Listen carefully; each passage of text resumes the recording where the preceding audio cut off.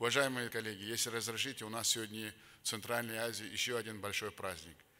День президента Таджикистана. Я хочу от имени всех моих коллег поздравить имама Али Шариповича с этим праздником.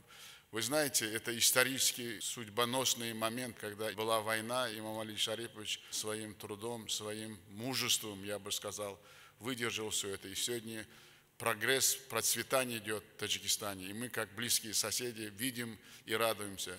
Разрешите от имени всех поздравить имама Али Шариповича с этим праздником, пожелать мира, благополучия братскому Таджикистану. А имаму Али Шариповичу самое главное – здоровья, процветания, чтобы он всегда был нашим аксакалом. Сах саламат болин.